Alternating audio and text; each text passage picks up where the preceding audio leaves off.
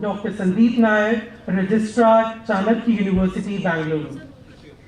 Prior to Chanakya University, he was the Dean Academics at JGI Management College, Belagavi. Dr. Sandeep has an experience of over 26 years in the teaching, training and consultancy sector. He has been associated as member, Board of Examiners with KLS IMER Belagavi and a member of SAI IIC Sri Aurobindo College for Women, Bangalore. He had been a visiting faculty and corporate trainer to institutions and corporations including KHER and AQUIS. Dr. Sandeep pursued his PhD in management from Rani Chennamma University, Belagavi, Karnataka. In addition to pure play academics, Dr. Sandeep is a member of GSE of the Rotary International to Germany, core team member of Skill Development Committee, KSR DPRU, GETGAG, and a member Academy of Comparative Philosophy and Religion, Belagavi. His attitude to life and growth is akin to being a student for life. And when asked what is it that makes him so multifaceted, he states, "I learn, therefore I am." We are privileged to have him and sharing his expertise with us. Please, sir. A huge round of applause for him, please.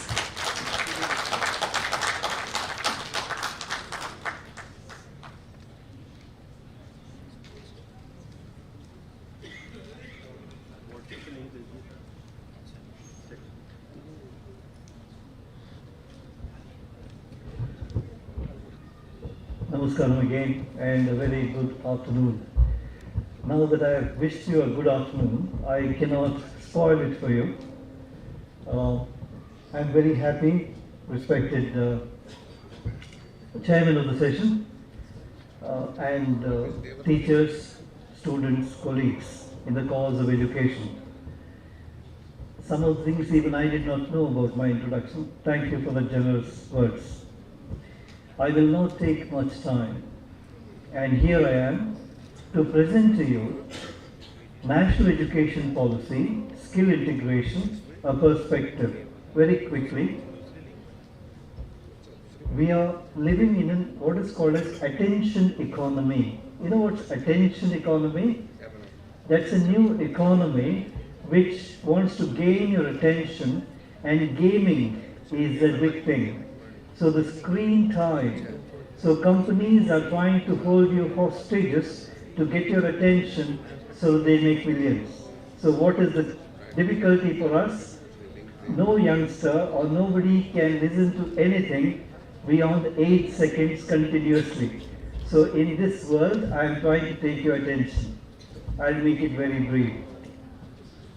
National Education Policy came up in 2020, generated a lot of interest, a lot of ideas, but why was it needed? Very quickly. We have an education system which we are all a part of. Surprisingly, nobody was happy about. As a teacher, as a student, as parents, nobody seemed to be very happy about the system at all. I will not go into details.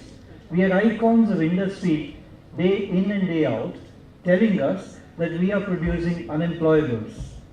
Now then, if the industry whom we are trying to send resources are not happy, then what are we doing? Were the children happy? Doesn't seem to be so. Were the teachers happy? Hardly so. Were the parents happy? They didn't know what was happening. So we had an education system, the ecology was very disconnected. Point one. Second one, what was the purpose that education was being imparted? What was the outcome? What were we preparing the children for? A living, a life, a profession, a nationalistic orientation, a social transformation? Somebody asked a very incisive question. He said, has the education system created a B.R. Ambedkar now? I'm not very sure. Has an education system created a Buddha in 1,000 years? I don't know. These were questions which made us think. In that context, my submission to you very briefly is about what we think at the university is the outcome an education should look for? Why do we teach what we teach?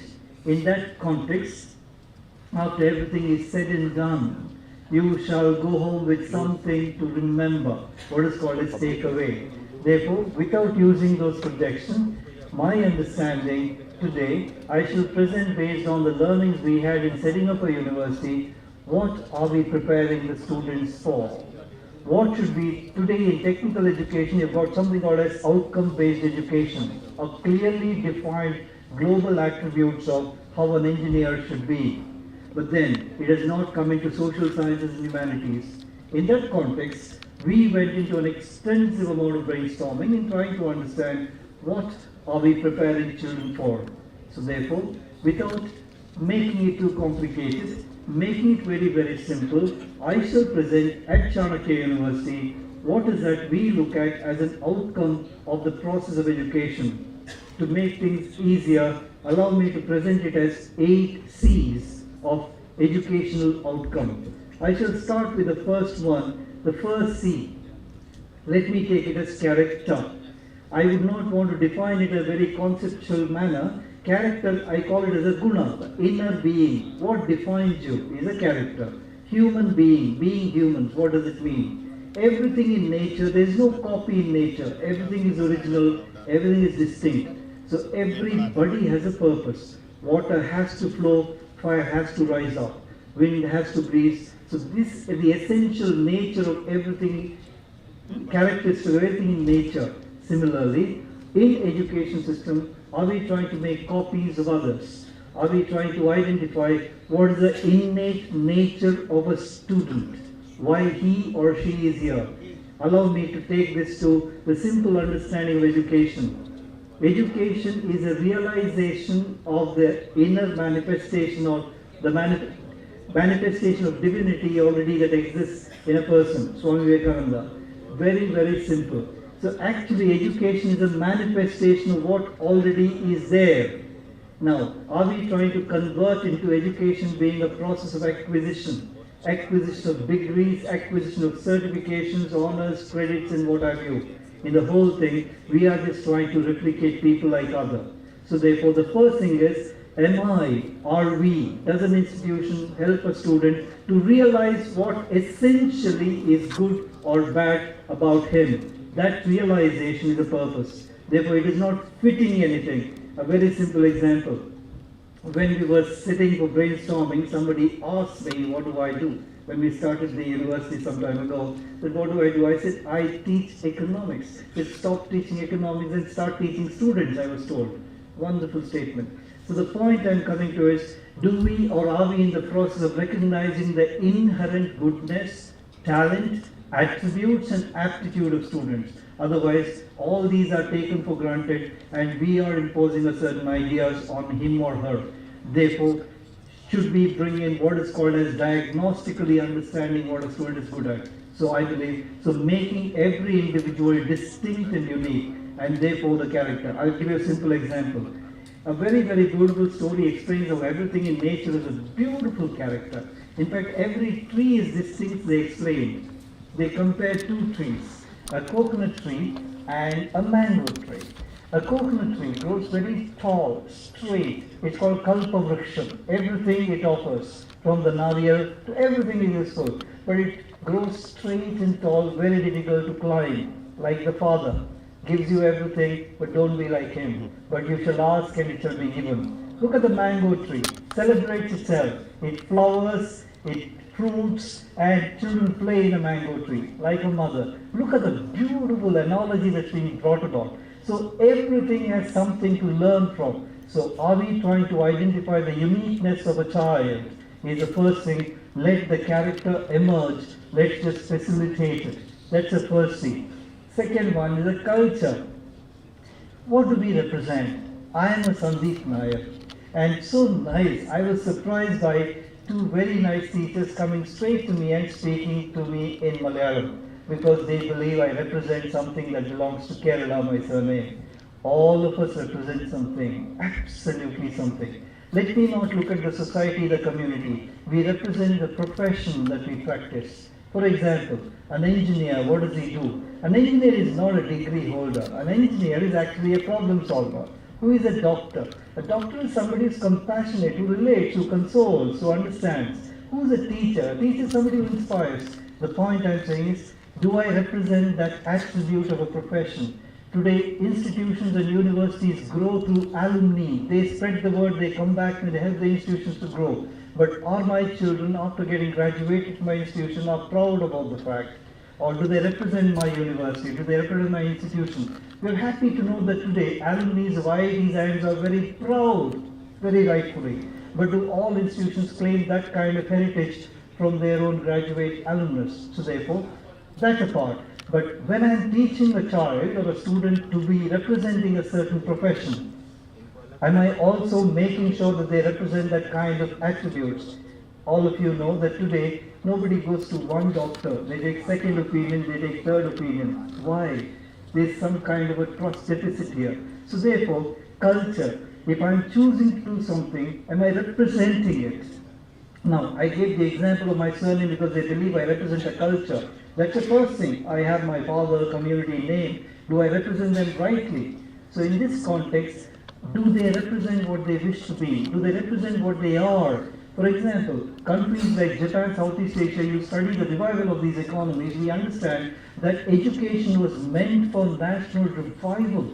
Now, Singapore was not a country. Singapore is an office. That's a beautiful observation. Singapore, transformation. It's a magic economy, but it's actually an office. But Singapore has mapped the requirement of the nation for the next 30 years and goes back to the university and says, we need resources like this for the next 30 years, prepare them and send it to us. So the point we are coming to is, whom are we representing, whom are we relating? Let us be very strongly ingrained in to whom we are teaching and what we are teaching. If not their own family and community and society, the profession they belong to, and things like that. That I say is culture, because I am not me. I am somebody standing here. Today I am so happy. I was not invited here because I am Sandeep Nair. I was invited because I was a registrar of a university, and a university is a universe of learning. Right from the chancellor to the stakeholders, advisors, governors, I represent 1,000 people. Do I represent them well, is the question. Tomorrow, when all said and done and I'm gone, maybe some children, somebody remembers, some Nair had come and he spoke something. So they don't remember the Sandeep, they may remember the Nair, so that becomes the identity. Am I doing justice to that? Today we know that we pursue a certain course of learning because we like the teacher teacher was inspiring. So the point I'm saying is, NEP, one of the reasons which came because there was a tremendous amount of bias in terms of choice of courses. Pure sciences were getting affected. No takers for social sciences. Everybody wants to get into technology. No, that's not bad. But the point is, technology is an application, pure science is a root. So the point is, how did this happen? Maybe we did not. There was a lack of representation of what we truly are in terms of our interaction. I'll come to third C. Third C is curiosity. Now, I was meeting a professor of research. Everything emerges with a question. Very beautifully somebody presented this. I was talking to an organization, psychologists, and it's an evidence study. Is it? A child of 4 years asks approximately 150 to 180 questions a day. Now, what do? Says, no, you don't understand, keep quiet. Otherwise, we admit them to school in a kindergarten. So there are 30 children asking 150 to 160 questions on average. What does the teacher do? Essentially, train the students not to ask questions ever. So therefore, the sense of curiosity just disappears. A study says that our sense of curiosity actually disappears. So where is the learning? Where is the asking question? Research is answering a question, but are we asking the right kind of question? So curiosity is about looking at everything in a sense of wonder, everything in a sense of miracle, and it is definitely a sense of miracle. When I talk to people who, I was just having a talk about, geology and geography and things like that. I talk about a plant, somebody talks to me, when I talk to any teacher, any discipline, when they explain to me what happens in a discipline, it's a sense of great wonder. When I try to understand Bharatanatyam to Kuchipudi, it's a sense of wonder. So are we asking the right kind of questions? Are we teaching the children to ask the right kind of questions? Where are the questions? We seem to have all the answers, and the questions don't seem to emerge. So therefore, I know it all kind of thing is coming in. So curiosity is somewhere missing. We don't know anything about our past. We are not interested. We know every village represents hundreds of monuments and heritage of history. Nobody is interested in asking questions. Nobody knows how many seasons are there, how a plant grows. Nobody is interested. So things like this. So there's so much of wonder around us. Are we generating sense of curiosity is what essentially education is about. Next one is creativity. What is creativity? Thinking out of the box, XYZ is fine. But for us, creativity is very essential. Just look around. Look at the information explosion. Somebody said we are getting submerged in information. What kind of information? It is so distressing to read newspapers these days. It is so distressing to watch television channel debates. It is so distressing to get into a conversation. There seems to be so much of negativity, so much of pessimism. Those television debate fellows will convince you that tomorrow the world will end. Now that's the kind of tragedy we are looking at. So what is creativity? Is looking at positive thinking, looking at solution orientation. Now don't look at the problem, everybody has one. How do I solve it? In that context, project-based learning, problem-solving approach, it's very essential because creativity is just looking at what can be done to correct it rather than what actually are we looking at it. Why am I saying this? Because it's very interesting. Interaction with the present generation will leave you with hundreds of doubts and questions. And you keep wondering that why are these children not able to look at these ways of looking at it in a positive way? Why are they coming out with more and more issues and concerns and getting sad about it rather than looking at it, how can this be addressed? Because that's the whole purpose. So creative thinking is not about Edward de Bono's thinking hats and out of the box thinking. It's not just that. It's about looking at anything in a positive, solution-oriented way. That's called as project-based learning now. So that's creativity. Next one I would go to is something very, very important, which would be called as compassion. I mean, we feel sad actually that I don't know why we came to believe that we are masters of this world, and so 70 years down the line after independence, we are cleaning it up. So why do we get this sense of lack of empathy? Why do we find this sense of disconnect even with nature? Why do we have to clean up the earth? Why is this Swachh Bharat Abhiyan? I don't understand. Why did we not get that essential? There's a beautiful hypothesis called the spaceship hypothesis. Earth is a spaceship. So you don't throw out anything, it falls into it. Because it's an independent spaceship. So why are we not understanding that? The dirt that I'm generating will fall into my own plate. So the point is, this happens because I believe I'm disconnected. There is no compassion, there is no connectivity. So therefore, to what extent are we able to connect? The sense of competition, they say in management, brings the best in the product for the worst in the people. Now that second thing is a very, very dangerous phenomenon. So the kind of one-upmanship, the kind of competitive, the kind of greed is totally making, in fact it's become compassion an out-of-fashion trait. So in that context, are we really helping them to empathize, understand, connect and believe that they are this, they are what they are what they believe, they are what they see. The world is not there out, it is within us. Sense of compassion. Next, very importantly, something called coordination. One of the skills that was found, we are talking about skilling, one of the most glaringly missing skill in the world today, the most important skill for success and the reason for failure is lack of team spirit, lack of coordination. We simply don't know how to agree to disagree. We simply don't know how to separate a view from a person.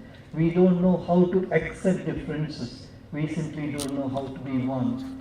This is supposed to be the most important skill that's missing, and it is the skill for the next century that's required.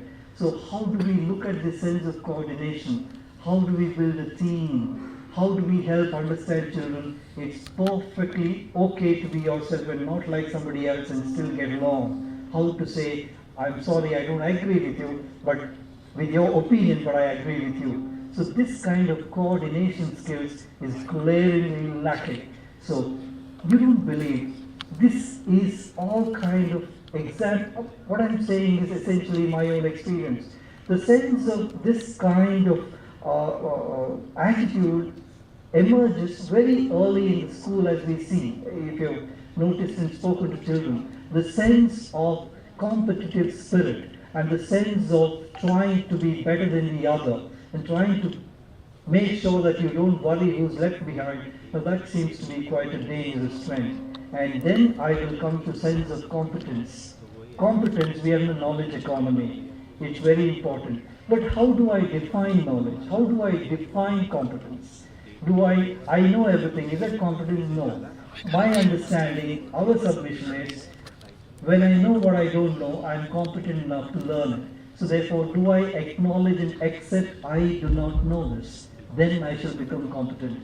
But I don't seem to accept that fact at all. I have a Google with me and I have the whole world with me. You ask me anything, I shall give you.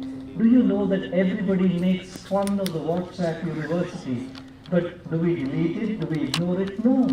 Life seems to be circling around it. We know 95%, sorry my data is wrong, but definitely a large amount of what happens in WhatsApp is absolutely, purely inexact.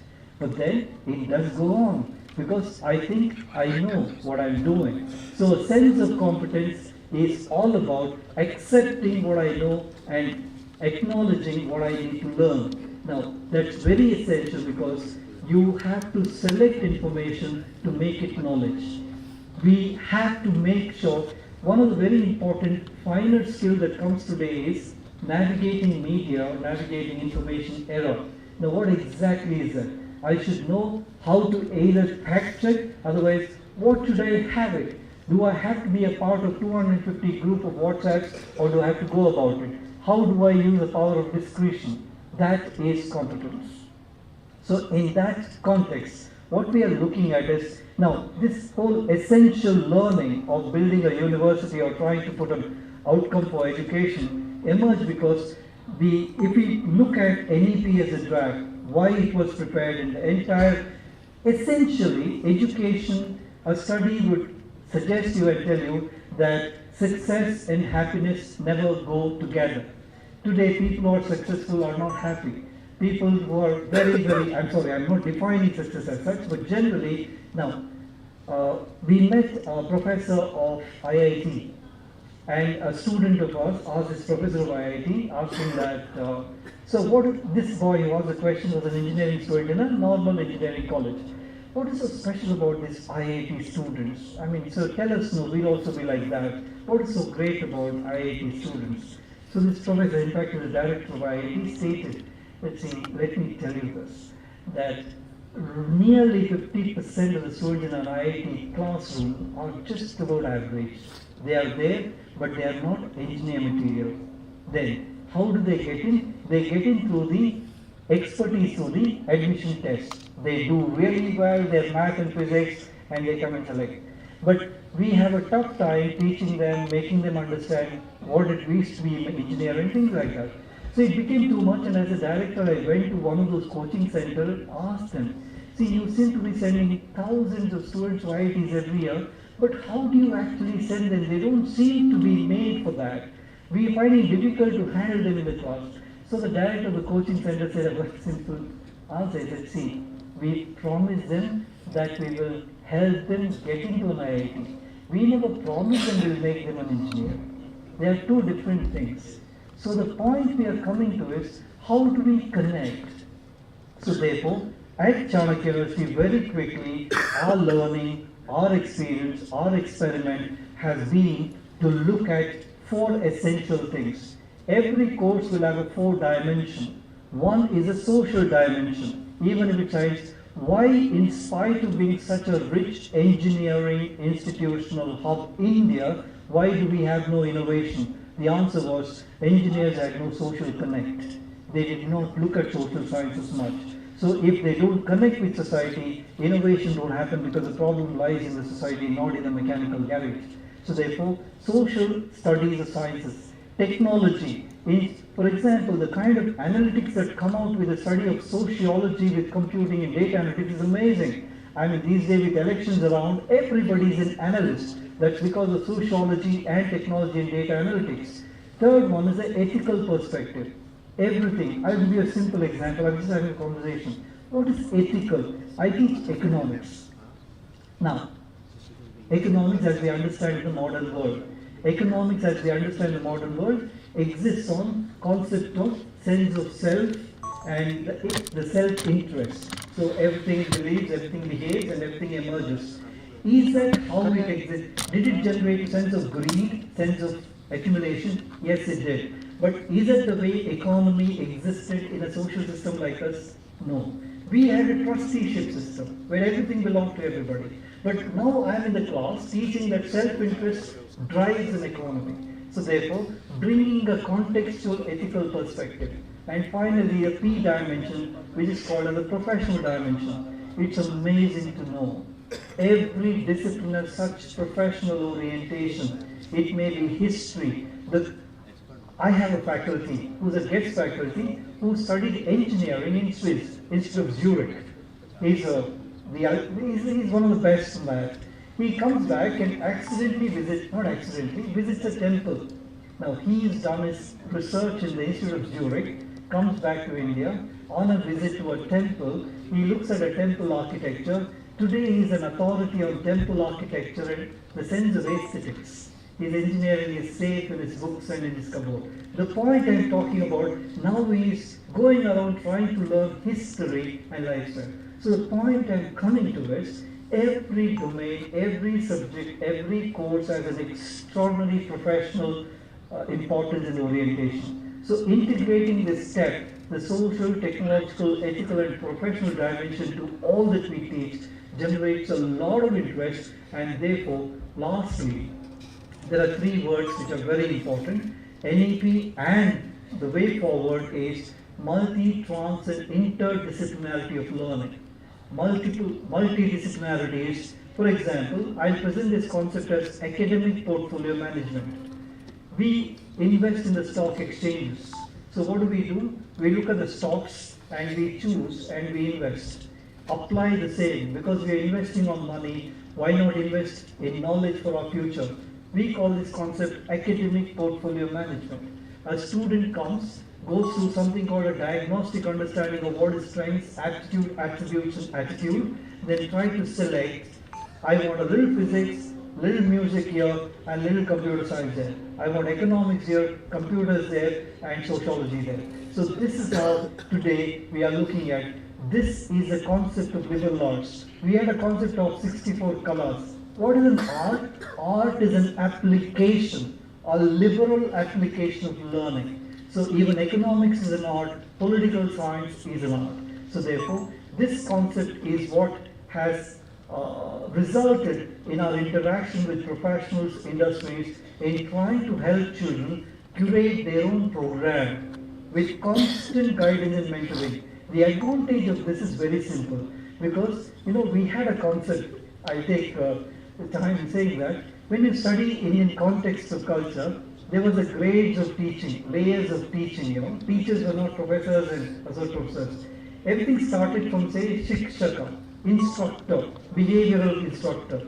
Then it emerged to something called, upadhyaya, somebody who takes you to a course. Then adhyapaka, somebody who gives you an essence of a course. Then pandita, pandita essentially gives you wisdom. What is the moral of the story? Whatever you learn, why you're learning is pandita. Acharya is somebody who gave you skill, and guru, to whom you belong. The guru didn't teach anything. He was just there. You looked at him, became a gurukula, part of his tribe. So the essential, this is the effort. So when children are given the liberty to choose based on their own interests and attitude what they have to choose, it goes through a constant academic mentoring. So therefore there's a connect. All of you know, all of us know, increasingly the role and relevance of teacher is getting less and less and less. Now we are actually fighting for our importance. Therefore, it is not an attempt to fight for an importance, but through this essential means of being mentoring and guide, this process will get enriched only through the sense of academic advising and mentoring. So that's essentially what. So briefly to say that it is time, and in our university, our effort that we constantly connect. There are three elements here. We know today online learning is becoming an immense thing, but there are three elements in learning: the teacher, the subject, and the student. The interesting thing is, all three are living organisms: the teacher and the student and even the subject, because in the interaction, all three evolves, all three emerges, all three becomes better. But then today, subject is, when something becomes commodification, then that evolution becomes a little stagnant.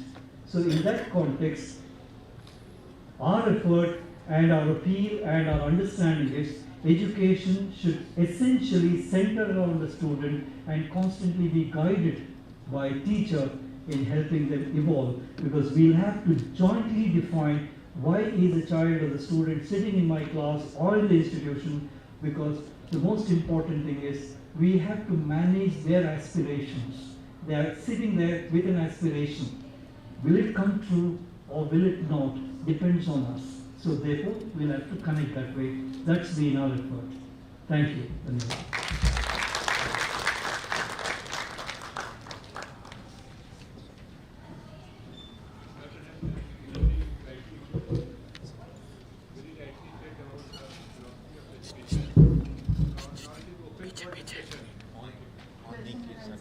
Sir, on. Now it is open for discussion, so that sir can also give reply to your important questions. So the request participant may interact with the sir also.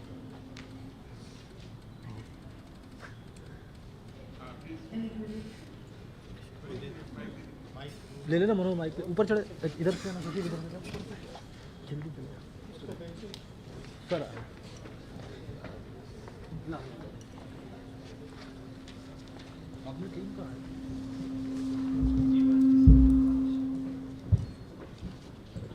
Hello?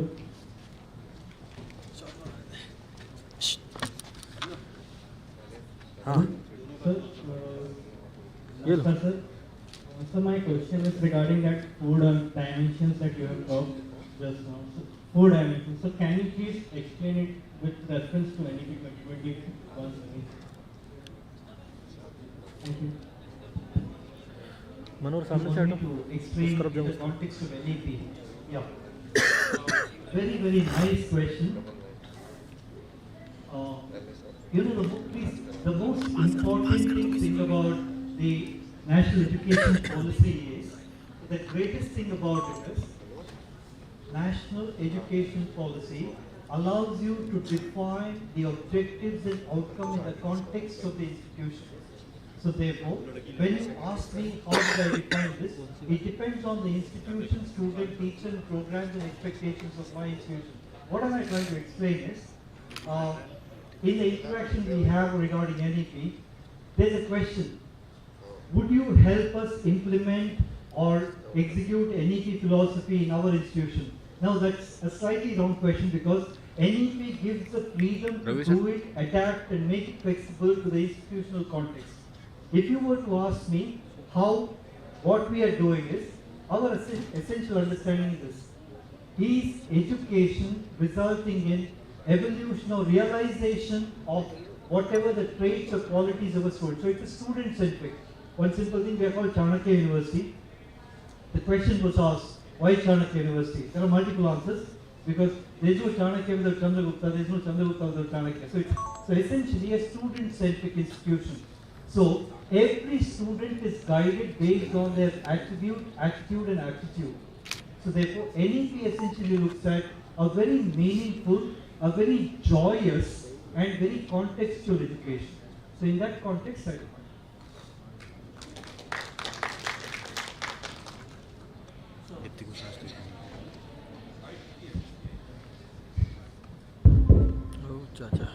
Good afternoon, sir. My question is lack of what you call students drop out at the education level. Can you have a light on your what is called vocational survey as well as counseling at your 10+2 vocational courses, so that dropout can be reduced and excel the students at a higher level? So very beautiful observation. Graduate degrees are terminal degrees. The children usually stop their education. Sir is asking about dropout. We experienced and realized that career guidance and career mapping should be an essential part of school, that is the school terminal phase at 10 and plus 2, because two things. One is the children don't know what suits them. Second one, they don't know the emerging domains of knowledge economy and career opportunities. And third one, if you do not show them this hope of aspiration, they are not motivated to learn. Therefore, career guidance should be a part of teaching itself in 10th and 12th with a skill. I agree with you.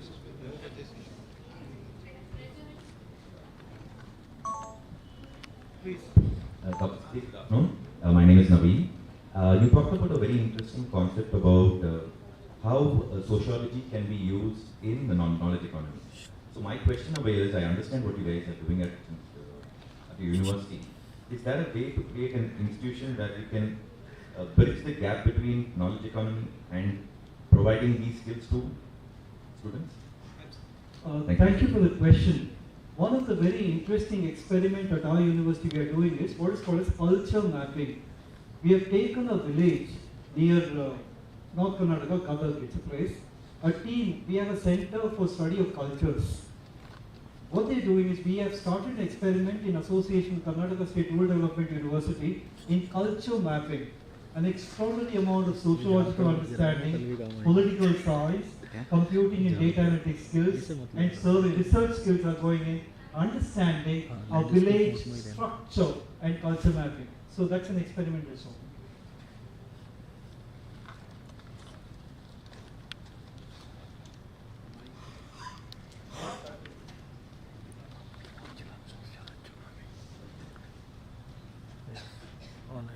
ऊपर कर दो यार, कोई तो जादूगर होगा।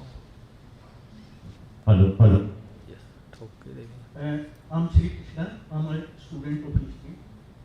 My one observation of one question is that initially you talked about that how the world of work demands certain global attributes in the learners, and then you went on to that how every individual learner is a unique person, and accordingly we should develop his individuality. Now, don't you think that there is a contradiction between these global attributes required by the world of work and the unique values and ethics that individuals should have? Thank you for the question, sir. One of the attributes we look at is developing competence. And there are 12 attributes as per the competence. So here, when we look at a competence, we are looking at a student and profession-based attitude. For example, the competence required for an entrepreneur is completely different in terms of a competence required for an employee. A broad categorization. A competence required for a medical doctor would be different. A competence required for research, a statistician is different. A competence required for a mechanical engineer. We have a lot of engineers, very interestingly, a mechanical engineer who would not enjoy working in the garage. So the point I'm coming to, sir, this competence is dependent or skill specific or profession specific. In that context, we map the aptitude and attribute of the student in terms of the profession they wish to go in the contextual. Last submission, we have a student who wants to be an engineer, but he wants to be an engineer as a farmer. So the kind of context that we train him or look at him would be slightly different than an engineer who wants to be with Volvo or BMW that's in Bangalore. So that's the context of my presentation.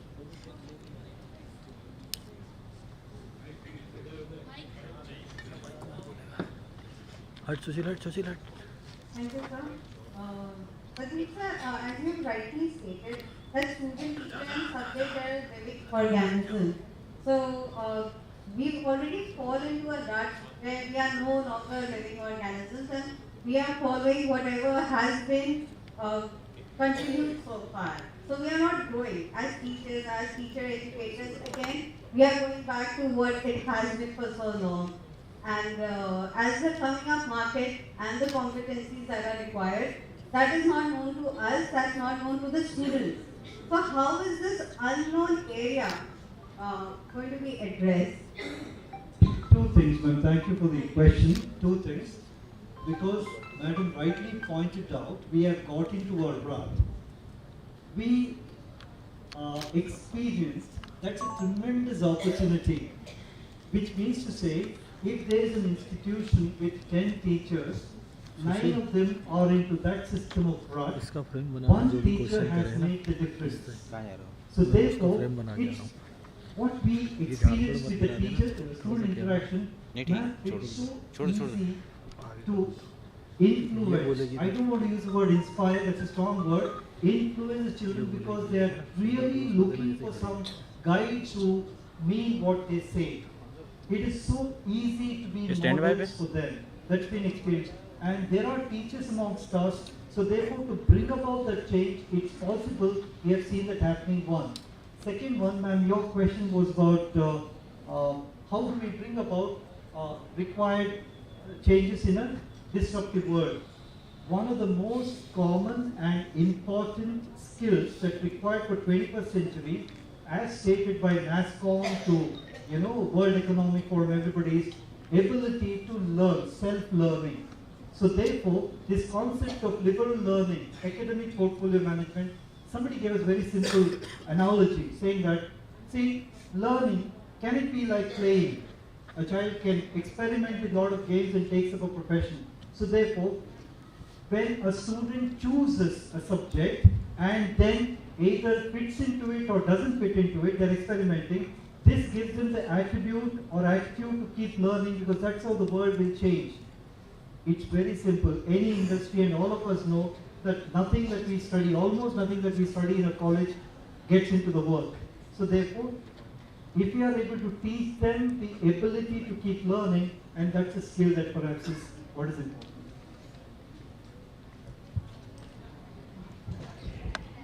Good afternoon, sir. I have a question. You have spoken about connecting the student, classroom, and the community. How can we involve industries more and more so that we can learn by doing, and basically ultimately the student has to come back to the industry for the world of work. So what role does that play? I should share the experiments we are trying to do. Right now there are projects and internships that are formed. One very important thing that NEP provided us with is the concept of professors of practice. So therefore, we have drawn people from the industry with no teaching experience as professors of practice, because they come with their real-time knowledge and vast network, point one. There's also what we call as industry mentors we have sought. So wherein at least one student is under an industry mentor. It's not a everyday kind of connect, but whenever there are concerns, whenever the student knows that there's somebody in the industry who can guide them about what reality is. So industry mentorship is one. Second one is, third one, what's happening is, we are sending students to industry on internship with the intention that they would come back with the research where a faculty and student will jointly undertake consultancy projects. Because we are right now in the year one, it might take some time, but these are some planned activities that are there. So professors of practice is a very, very interesting concept that the NEP provides.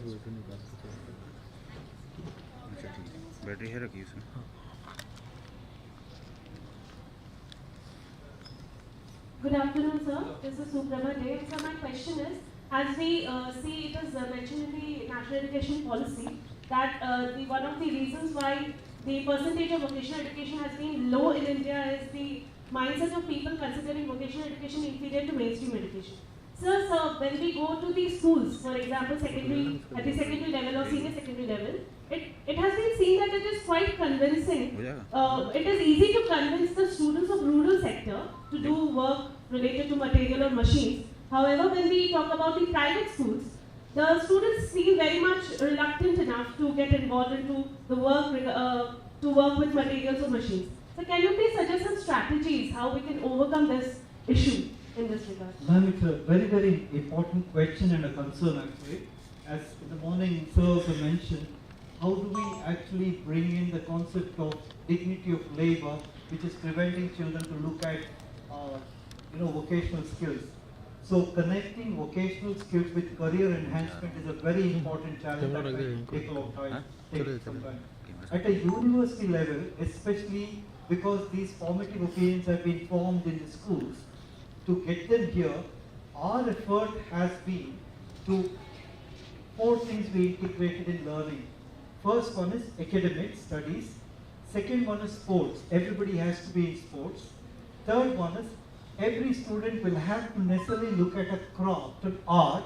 But the fourth most important thing is we have made it, although that is to be made, but we have made it a very important component that volunteerism has become a very, very important aspect of learning. So rural immersion, social internship has become a very, very important aspect. And to add to this, what we did was we devised a vertical called life skills. In that we brought in something called, it's a very interesting course called Microverse, Unraveling the Marvels of Nature. Actually it's agriculture. But then we made it as Unraveling the Marvels of Nature. So when children go understand the soil, look at the manure, and understand the connectivity, seasons, it's actually a kind of a miracle. So when they actually do it, this is a beginning we have made, but we believe volunteerism would be a nice way to start. Thank you, Dr. Sandeep Nair sir, for that enlightening and thoughtful provoking words like, it's okay to be yourself and not like others. You have shared the perfect definition of competence and knowledge. Thank you, sir, for such deep words. Your insights have certainly given us much to ponder. All good things must come to an end. We would like to express our deepest gratitude to Dr. Sandeep Nair sir for taking the time to be with us today. I request everyone to join us for lunch at food court. One important information is that from 2 p.m. onwards we are having our panel sessions. We have already shared the program schedule to all of you. Once again, I am repeating the same. From 2 p.m. onwards, Theme A, Session 1, Integration of Emerging Technologies in Curriculum, will go through at the venue 7C, Department of Business and Commerce. Session 2, Theme G, Emerging Trends in PET with reference to NEP 2020, will be held at 7A, Department of Engineering and Technology. And the third panel session from 2 p.m. onwards, Theme D, Entrepreneurship, Development and Small Business Management, will be held at 7B, Department of Agriculture and Animal Husbandry. So we look forward to you at the same venue just after the lunch from 2 p.m. onwards. Thank you. You can all move towards the lunch. Thank you. Allow me a last word, which sir mentioned me something.